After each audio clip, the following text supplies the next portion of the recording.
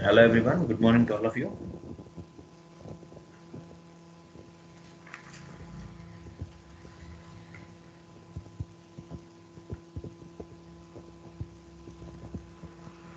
So good morning to all of you present here. You can hear me?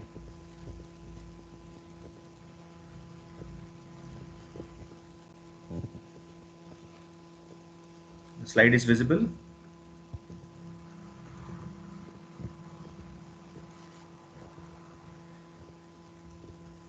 Hello.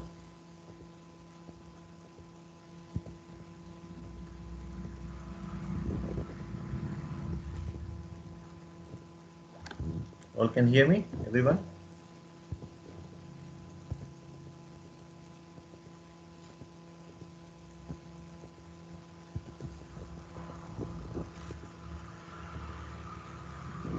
Can someone acknowledge me so that I can begin the class?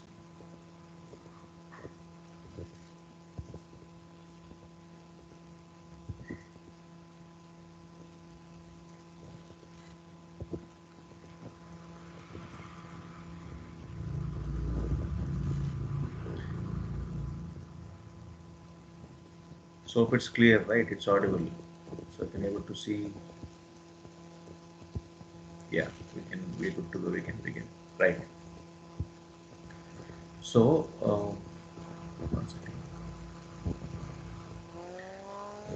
Yes. So today we are discussing about file protection. Okay. So it's a very simple concept and easy concept. So for this you need to refer the page or the chapter 13.6 in your textbook. 13.6 chapter you should read from textbook. Okay, from the textbook you should read it. Fine. So what is this actually? Let us see the background of it. What exactly it is. So whenever you have an user, right? We have an operating system. For this operating system, we'll have the user. Okay. So this user, what he'll do, he'll have a different files with him. He'll have a number of files. Okay. In this corresponding directory, let us say one file. Let us say this file is alpha, and other file. Let us say we have other file. This file is beta. Or let us say simple language. It is file A. It is file B. Right? We don't want to talk about alpha and beta. A and B is easy for us to understand. Okay. So file A he want to share with the person called Z. Okay, and file B he has to share with person called Y, right? And again this both the files he has to share with some person called as Q. In this process he need to make sure that Y should not able to see what is there in A. Okay, and Z should not see what was the file of B. All right, but Q can able to see what is A and what is B. So this is what he has to do. In that case he need to protect this file A and give access only to Z. None of them can see, only A can see and only Z can see. Is it clear? It can be reading or it can be writing or it can be executing. Whatever the access it has been given from A, it has to be given only to Z and also to Q as well as. So only these two people should be able to see that file A. Similarly, file B also should be only visible to Y as well as should be only visible to Q. In this manner, they need to protect it. Okay, how they are going to do it? You may have seen that, right? Uh, for example, if you go to your Google Drive, you all have Gmail account. You go to Google Drive, and in Google Drive, in your Google Drive, let us say G Drive, okay, you'll have corresponding PPT, PowerPoint presentation you have. If you want to share it, if you click an option called share, okay, you can able to share this complete content to your friends. Let us say you can share with four of your friends, because four of them are working for your mini project. Let us say they can share their corresponding PPT on the Google Drive, right? Now only four people can see.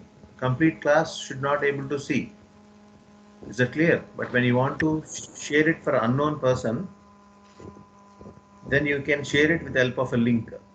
Okay, if you want to share with someone who is unknown, you can have who is having the link can able to view it. In that case, who is going to see, we do not know, right? Let us say this corresponding PPT what I have shared it with a link.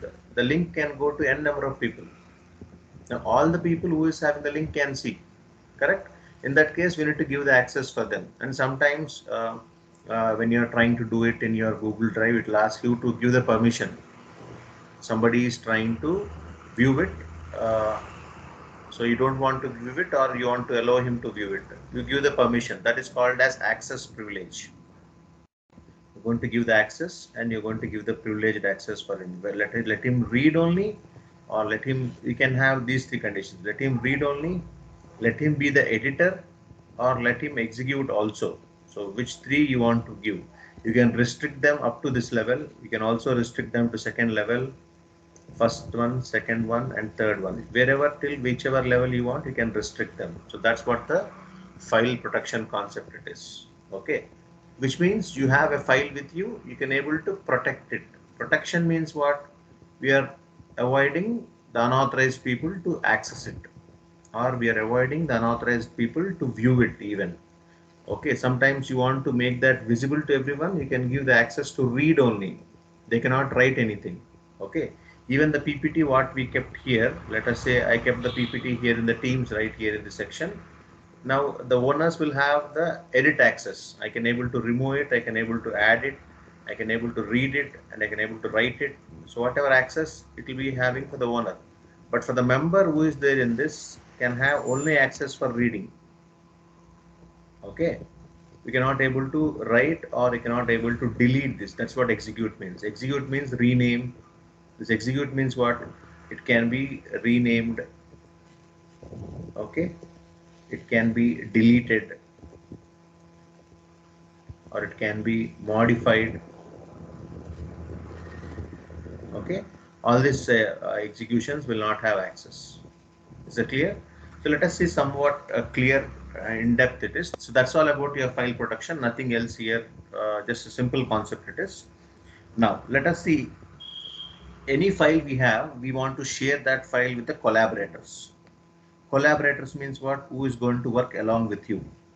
Okay, so then we call that as an controlled sharing of files. We call that action as called as what? Controlled sharing of, this is a key point, controlled sharing of files. We are controlling that access. Okay, whom to share, whom not to share, this is called as controlled sharing of files. So if you want to implement this controlled sharing of files, what the owner has to do? Owner of the file who has created it has to provide the access for the file such that the file is protected, which means I can able to share it with you. So even sometimes when you open, right, in your Word document, it will ask you enable editing, right? It's only read only mode, which means it's protected. The file is being protected, because sometimes you'll uninterruption will happen, any interruption will happen, you close the file, or the charger may not be available, or you may not have forgot to save. In that case, it will come to that mode. That's called as protection mode. Okay, next, what all and we have something here in this file protection information. We have access control list. We have something called as what? Access, this called as, this one is correspondingly is called as access control list. How it is going to do that? It will have first list of, it will have all the list. Okay, let us say you have 4 number of files with you, 4 files with you. Okay, one file you have shared with one person only for read. It's the first file. Second file you have shared for reading and as well as writing. Third file you have shared for reading, writing, and execution also. Fourth file, whatever way you want, you have not shared anyone, not shared. Okay, so this information has to be maintained in the log file, right? So first is username will be there, your corresponding user, your name will be there. Along with your username will have the list of access privileges. Let us say I have shared with whom? I have shared with person Z. Okay, for that what I have shared? Only read I have shared, and write I have not shared, execute I have not shared. All these instructions, all these inputs will be stored in the list file. Okay, that is called as access control list. What is it called as? Access control list. In the access control list, we have this kind of mechanism. Okay. So Rahul, you try to join with your organization ID and no need to admit it. Okay. You can join in default. So try to join with your official access. Right? So username and followed by list of access privileges. So if they have these two, then it can able to take out what exactly the user it is, what access it is having. Based on that, it can able to perform the things. That is second point. Only 3 points you need to focus here on. First is, if you want to share it, we can able to use control sharing access. Through that, we can able to provide protection for the directories and access, which means he can only see that file. You understand carefully. This is your directory. Inside this directory, we have file 1, file 2, and file 3. If I am sharing only this file to the collaborator, okay, I can only see this file. I cannot able to enter to the directory. I cannot able to enter to the directory. So that's how you are protecting the directory from viewing only one file or two files or three files, whatever. If I share this complete directory, then I can able to view file 1, file 2, file 3. If I share only this file, I can only see this file. So that's how you should be able to manage which one to give, which one not to give. Okay. And usually most of the files will give the access based on three kinds. One is reading, second one is writing, and third one is executing. Read, write, and execute. Okay. Whereas in case of write privilege, that will permit existing data in the file to be modified. Also, it permits a new data to be added. So if you want to modify any data, what it is available, you can modify. If you want to add any new data, you can add. So that's what write column is going to do. Okay. So and someone who is there, the user can able to differentiate between two privileges, which is uh, defined by new access privilege called as append. We something called as append, which means we can able to see that append data. Already you have modified it, whether you want to replace it with the new file or you want to continue with the old file. So that is called as privilege called as append. Okay. After appending, what will happen? The file size can be increased. So because of that, the protection information also may get damaged or may get modified. Okay. So these what the actions will happen in case of write. Whereas in case of read option, what will happen is we can able to only read it. What is there in the directory? What is we cannot able to write anything. We cannot able to modify anything, right? In case of execute part, the privilege of the directory permits an access to be made through it. We can able to permit the access through it. Okay. So this is how the file protection is been happening in your operating system. So that's all about it. You can read page number. I'll just clear this off 1 second. So you can read the corresponding thing in 13.6. Okay. You can read from page number 497. Okay. From this, this is corresponding from your textbook. So that much content you have, 1 page content it is. So if you read that much, it's good enough. Followed by that, we have allocation of disk space. So I just want you to show what is exactly it is, but that was not there in your syllabus. Next concept, what I'm going to deal next. So that's all about your file protection. So any queries on this? Any cross questions on file protections?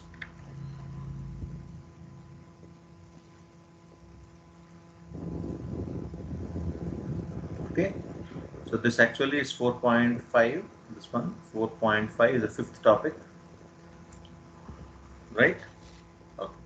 So next is this topic, allocation of disk space. This was not there in your syllabus. It is not in syllabus.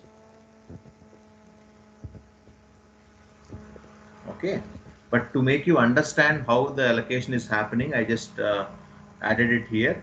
So just be careful. It is not available in your syllabus. It's not required. Just see some examples. I'll show you. See this. Let us say you have the hard disk, right? Now what is going to do is it is mapping like this. It is now whether this was free. Let us say I'll draw like this. It is occupied. If I'm not drawn it, it is free. You can understand the graphics by seeing this. Okay, it is occupied. Okay, and whereas this one is free. You can understand easily by seeing it. But how do the operating system understand whether this corresponding disk space is available or it is free? So you see this one here, 0. This corresponding 0 is given for the free, which means if it's free, I should give this to 0. If it is 0, then I can understand this is free. Whereas if it is 1, it will understand it is occupied. So next one is 1 here. If it is 1, it's occupied. Okay, so disk block is allowed. So which means we can able to do this by using disk status map. We call it as DSTM. So based on this, we can able to do it. So I'll just give you the glimpses of it. It is not there in your curriculum, but to understand the concepts, how it is linked, you can see one of the file is alpha, and the information of that is correspondingly stored in, let us say, third block of memory. And from here we can have, that is called as metadata. This information is called as metadata. If anything is free, that link information is maintained from the free link pointer. So based on this, we can link easily, which means if you want to store this file alpha, okay, it is free. You can store there. Here it is free. You can store here. Here it is free. You can store here. You can store here. You can store here. You can store like this. It is. It's simple like your car parking mechanism. If this is your, let us say, car 1, so car 1 is going to search where exactly free space is available. So we have something called as free space pointer. Some person will be standing here and saying, you right, go to the left, go to the right, like that. So like that, it will point out which is free. Okay, you can store here, one option. You can store here, other option. You can store here, other option. So like that, each file will have options here to pick up. Based on that, the allocation of the memory will be done. Okay. And we can also do by using some other like this mechanisms. So what is this mechanism here is file allocation table. We call it as FAT, file allocation table. This file allocation table, what it will do, this is complete memory. It will make sure that if it is free, it is free, or it is occupied, it is free, occupied, it will tell you based on the free access, whatever it's having. You see this one is free, right? It's in black color. Whereas in case of 6 is free, it's in gray color, again black and gray same, like 8, these 3 are free. What I am pointed here, these are free. Which means if you want to store here, you can store in either 1, 6 or 8. Okay. But whereas 3, 4 are there here. So 3, 4 is occupied by 3, alpha is occupied by 3, and beta is occupied by 4. Okay, and remaining spaces are free. So this file allocation table is using MS-DOS, is going to use this kind of mechanism. It's going to point out. No need to worry about all these things. This was not there in your curriculum. So this all not required. This also is not there in your curriculum. Performance issues also is not there. So I'll update the corresponding slides finally for your exam point of view. Okay. The next concept is what? Interface between file systems and IOCS. Interface between, this is your last 3 topics are left out in module 4. Okay, if you complete this topic today, only 2 topics will be left out. Other 2 topics will be left out. Almost these 2 topics, other by, let us say, by Monday and Tuesday or Wednesday. In these 3 days, we can able to complete the other 2 topics. So by this weekend, most probably we'll complete the module 4. Okay, so let us see the interface between file systems and IOCS. Okay, so we have a file system with us, and we have, what is IOCS? Any idea? IOCS, input output control system, right? So any of this, okay, so we can able to do it. Let us go through this diagram. What is this? Just go through the diagram.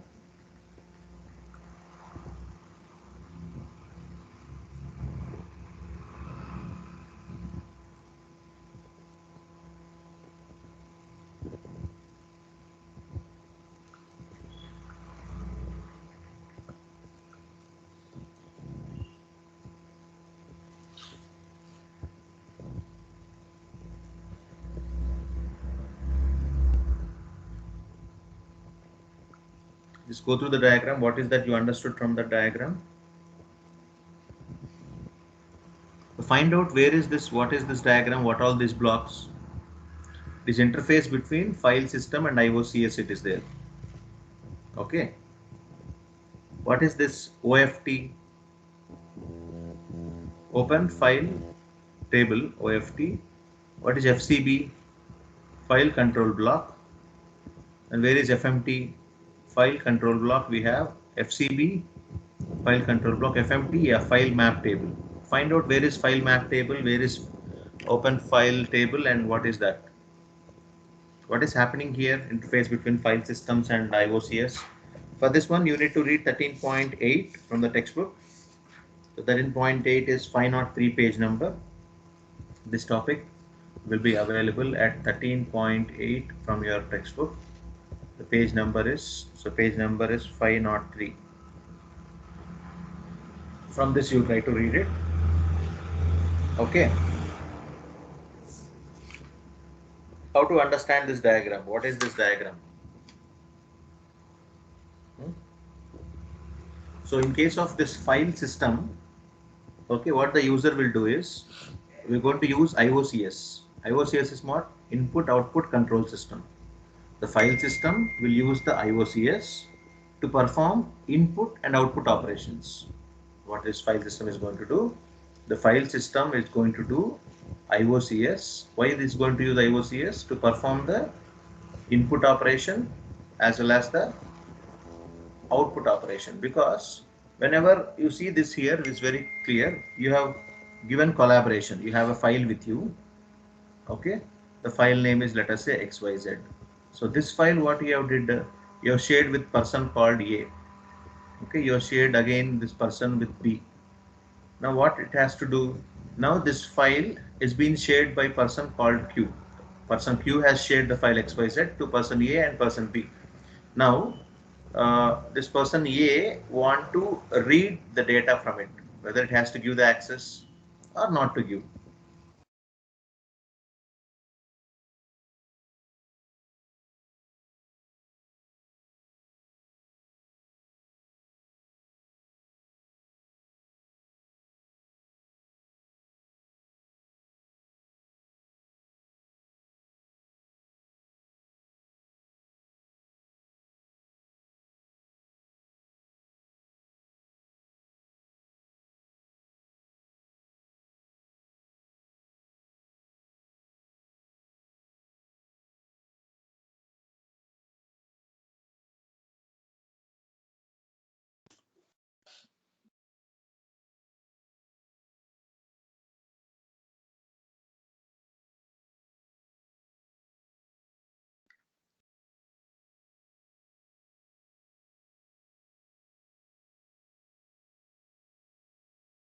Okay, let us continue.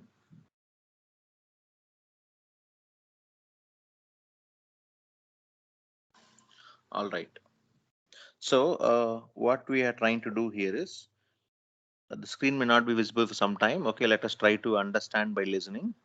So what was happening? The concept is interface between file systems and IOCS.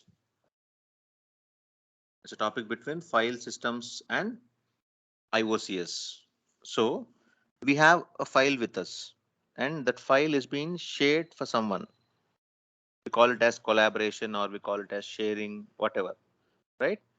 The moment you shared it, the person who have got the access will try to view the file, which is called as read. Later, he may try to write something on it or modify it or delete it. That's called as what? Write operation. And he can rename the file name. Okay, he can modify that, he can alter that. He may delete also sometimes, right? So that's called as execute. So reading, writing, and executing are the three tasks performed by the collaborator. Now, as an system should able to maintain that. Let us say you have some documents on your Google Drive, and you are sharing that documents. You share an Excel sheet to enter the names and the phone numbers, and we should have a log file. Who is entering at what time? If you see the log file, you can able to clearly view that who is going to write something on it, okay, and who is going to delete the data. Whatever action you did, it will be recorded in a log file. Okay, who is going to do that? How that is going to do it? It's like very simple. Like you have Teams, right? Microsoft Teams.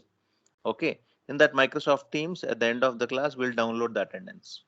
In that every pinpoint, what is happening in time to time, it will get recorded in timestamp. Let us say person A has entered the room at so and so time, so and so seconds. That much accurately, it will give the information. And they have left the meeting after 2 minutes, or they have left the meeting after 7 minutes, right? Next, some other person has entered in that time. So all the data is getting recorded. Okay, that is because of this kind of interface. So interface between file system and IOCS. But that much extent we are not utilizing it here now. But to in order to maintain the data, who has removed it, who has modified it, who has read it, right? All that will be maintained. Even in your Microsoft Teams, we can able to view, right? When I give an assignment to you, we can able to view who has handed in, who has viewed it, right? Who has not turned in also it will show. All that because of the user and the other member who has collaborated are being controlled by this IOCS block. Input interface between the file system and IOCS. I have given a file. If you clicked on the file and able to view it, even you read it or not, we are not going to find technically, right? But the moment you opened it and clicked on it, okay, it has to show that uh, the person has viewed it. After viewing it, what you're going to do, you're going to complete your assignment and you're going to upload it. Then once anything you upload into it, it shows as turned in. Correct? Technically, it does not know what is it. So it shows that it's turned in. Correct. So that's what the file system and IOCS is going to function. Similarly, when you send a message in WhatsApp to someone, if the internet of the person whom you're sending the message is off, internet is not there, you'll get only single tick. You all know that, right? And even when they switch on the internet, you'll get double tick, which means it has delivered to them. Okay. And the moment they open it and see that, you'll get double tick blue color, which means what? They have read the file, which they have seen it, but they have you sent, let us say, some 100 characters you have sent. The moment they open it, it will get double tick, but they have read it or not read it, we do not know. Correct? Even when you send a message in a group, okay, I can able to see clearly. Let us say, just check that live example now. So I have sent the message in your group of, let us say, 6th A students I have sent. Okay. So I have sent join to OS class. So if I go there and check the information, I can able to spot out easily, right? It has been delivered to everyone, but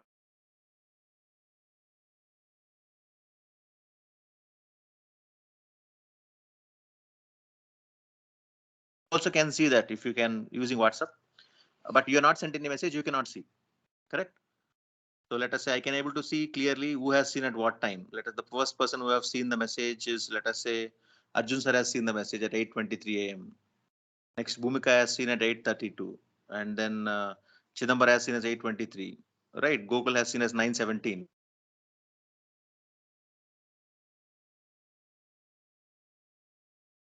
Person. So like that, this is the topic, or this is the technique what is being used by interfacing between file systems and IOCS. So based on this only, we can able to spot it out what has been happening and how they are going to do that. Okay, so it's easy. You feel the technology has to work such a way that it has to become very easy for us. The user should feel very easy, but in the back end, the people who are developing the technology has to struggle. Let us say they have to understand this and they have to learn it. Okay, so let us see on an overview of this file system and IOCS, and then we'll continue. It's an interesting and important topic for your fourth module. Okay, so let us see the technicalities of this today, and we'll see the approach what they are following and how they are going to implement it in real time and detail. So any questions so far?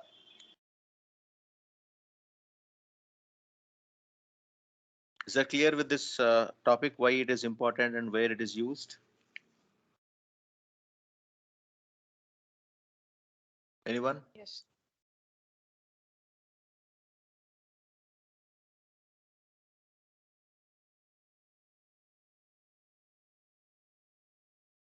So if there are no questions, yes, we'll go ahead. If you have any questions, you can type it in your chat box also. Yeah, all right. So let us see the first thing, what is happening. The file system uses IOCS to perform IO operations, and this IOCS implements them through kernel calls. So we're going to use the kernel. So through the kernel calls, it is going to implement it. Okay. And this interface between this file system and the IOCS will consist of three data structures. What this three, the diagram, what we have seen just a couple of minutes back, three blocks are there, right? What is the first block? You can note down that. First one is FMT. We call it as file map table. This is a data structure. File map table is one kind of a data structure. Second one, file control block. We call it as FCB. This is also a data structure. And third one, open files table is called OFT. It is also a kind of data structure. Quickly to say what are the three names of data structures IOCS is going to use. Anyone can say short names. I'll tell you, can remember and say it. FMT, FCB, OFT. Can you repeat them? You can cross check your memory. Just say those names. FMT, FCB, and OFT. FMT, FMT, FCB, OFT. What is first one? FMT means what? So one thing we'll try to remember here, this module is based on files organization or file systems. Okay. So F means file default. No doubt in it. Correct? FMT, F is file. FCB, F is file. Okay. So wherever T we have, that is table. Wherever T we have, it is table. Everyone please listen carefully.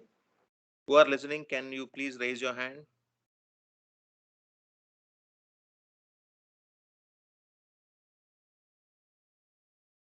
Sure, let us do this task now and let us see how we can play with the memory.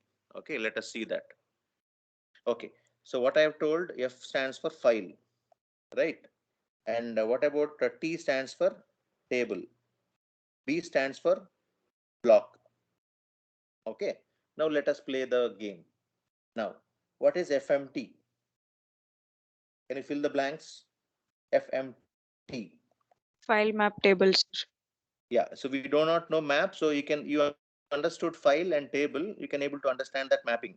The file and table we are mapping. We have a file with us, we have a table with us, we are going to map that. That is your file map table. Okay, great, good answer. Next is FCB. So file we know and block we know. What we need to do that? C means what it can come. File control table or Exactly. blocks. So great. So we need to control the blocks, right? And we need to understand later what is this file, what is this mapping, what is this table later. Okay, last one, OFT. O we don't know. F means files we understood, because wherever F we use in this module, files it is. T for table. O for open. Open files table. So these three are the database what we have. Can anyone of you quickly say what all these three data structures? Can you try, give a try?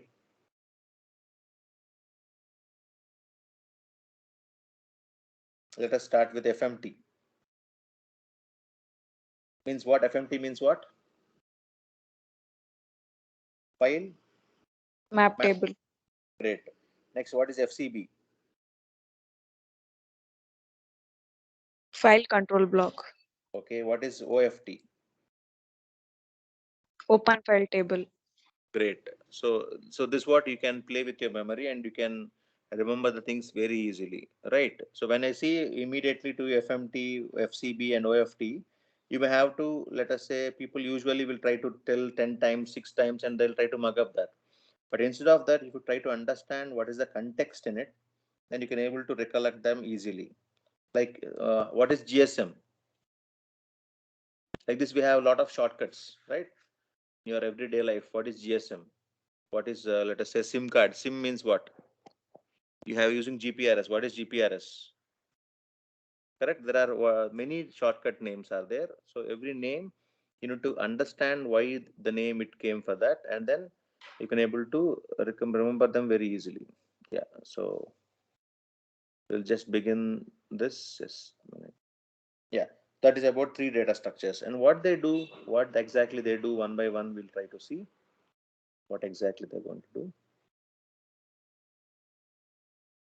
Give me 1 minute, I'll just connect it back.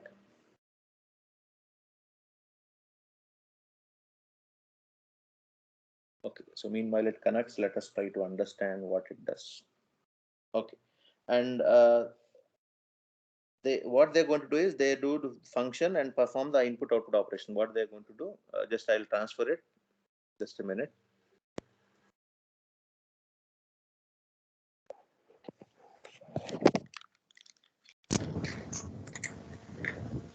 Hope it has transferred now. You can able to view. I'll just connect to the PPT here.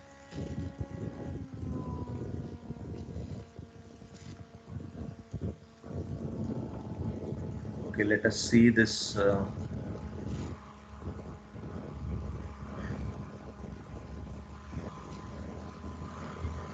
So what we are talking about, interface between file system and IOCS. We have 3 blocks we have seen: file map table and file control block and open file table. Open files table, let us be specific. Okay. So let us see in this. This one has to be gone through in textbook 13.8, page number 503. So let us go to that corresponding topic.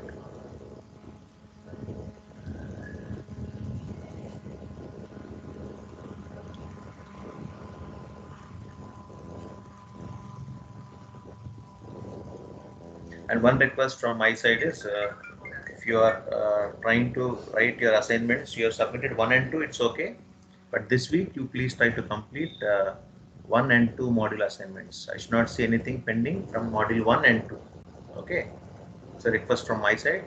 If you can try to complete it this week, I can finalize your evaluation of module 1 and 2. Okay. So see this one. This is the content what we are trying to see. You can able to view it, right? So what we can view here, FMT, correct? File map table, open file table. Just a minute. I'll connect it to the slideshow. You can able to view full screen. Yeah, that 5 to 10 minutes I'll wind up. Just I'll give a brief overview of this. Then we continue in the next class. Okay. So we have sharply begun at 9 o'clock. So exactly at 9:40, 45, we'll end up, right? Okay. So we have known these blocks. Now identify which block it is. Just see this, zoom in and see what is happening. Zoom in and see what is happening in this block. And tell me which one it will map for. Don't see the names there down. And which one of these 3 it will map. You try to understand. See, that's what the knowledge levels will go, right? First is you are remembering them. So this is your remembering. After remembering, you are trying to understand. So this is your remembrance, K1 knowledge level. This is your understanding, K2 knowledge level. And you need to apply later, right? And analyze later. So analyze, apply K3, K4 level it will go. So knowledge level 1, you should remember. If you are not able to remember, you are not having the knowledge level 1 also. If you're not able to understand this, you don't have knowledge level 2 also.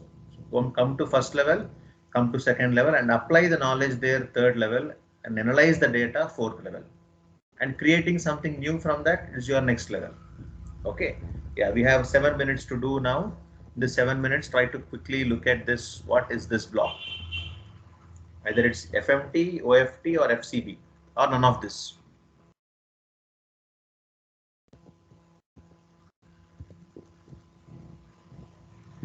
What can we say?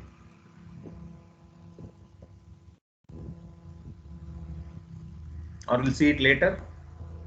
You're able to understand this now, or we'll discuss something and we'll come back to this. Okay, I'll give some background about FCB, file control block. Okay, so this file control block, or okay, 1 second. See, this one is clear, right? OFT. So this one is clear. No need to say, they wrote it there. So OFT I am trying to write.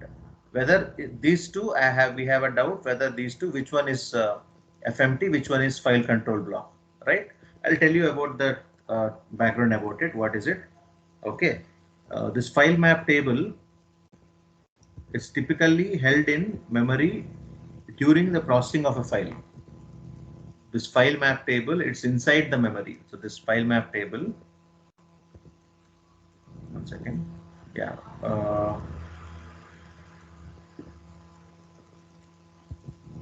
The file system allocates disk space to the file and store the information about the allocation of the disk in file map table, FMT we call it as.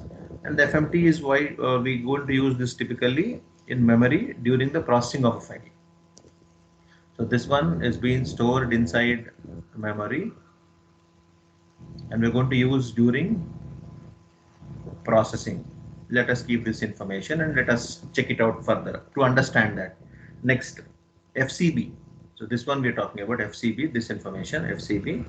So this contains all information concerning an ongoing file processing activity. It will have all the information. Okay. It will concern only about the ongoing processing activity, which means ongoing processing activity. Ongoing processing activity. Now with this we can able to crack this, right? Can you say now what is this one? See, this only ongoing alpha is there. As of now I understood like this is your FCB, file control block. What do you say? We have something here, mapping type. So this is, let us say, FMT. Is that okay? You're convinced with this? Yes, no? Yes. So as of now, we understood like this, right? We have, first is what? We have a file map table. A brief, roughly other 4 minutes we have. Let us discuss that quickly. So what we have in this file map table, we have something called file name as alpha. We have a file name. So this complete memory is mapped with something, let us say process A or process B or process something, it is mapped with here. In that, this corresponding process is going to take alpha file. You see this one here, it is, just try to understand here, where there is a file called alpha. Okay, now this is open file table, we have the information. Now I am going to request for the control in the directory. I am going to request the access. Okay, this will see the access privilege file. Okay, we can able to give the access. Okay, fine, you can get the access. Then it is requesting for the mapping to provide the access to A. Okay, it's very simple. This is your PPT file, correct? Now you have given the access for the person A. You have given it. Now it is requesting for the control. I have given you, please give the access to control A. Okay, somewhere here it is stored. Okay, A, we can give the permission for alpha file. Okay, it has been given. Now what they are trying to do, they have stored the information in the control block. Okay, and then they have sent back the permission access. Now this file can be viewed by this person A. So that's what we understood from this as of now. So let us try to understand much more detail further. And before that, what information we need, let us see. We need 3 categories: how the file is organized, how the directory of the information, how the state of processing it is. So these 3 informations we need to have. That's all the fields in FCB. File control block will have all these 3. See, this much information is maintaining. What is the file name? What is the type of file it is using? See this how it is. File name, type of file, what's the device type. See, I'm using which type of device, that also it will be maintained, device type and device IP address, size of the record, size of the block, number of buffers, name of the access method. Like this, there are a lot of entities and they have FMT, okay, protection information, and address of the next unit to be used, what are the buffer units, all the information is being maintained in the FCB.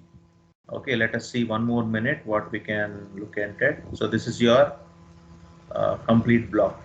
So let us see this in clearly. This is overview of file processing, how the file is getting processed. So this much background work is being done to process one file to someone. If I shared one corresponding PPT to you in your WhatsApp, okay, so this much is going to run in the background to make you to view that. Okay, so that's the story of this. Let us continue. It's an interesting topic in the next class. So any queries and questions so far, you can please ask me. If not, yeah, you can make a move. So see you in the next class. Okay, thank you all.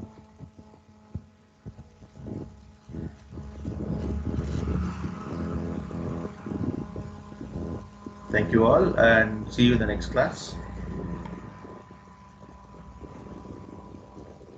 We'll see the topic of file systems and IOCs.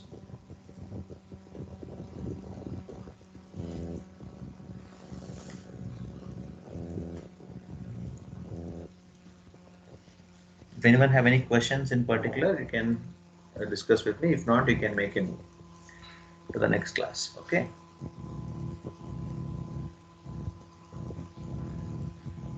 So thank you all.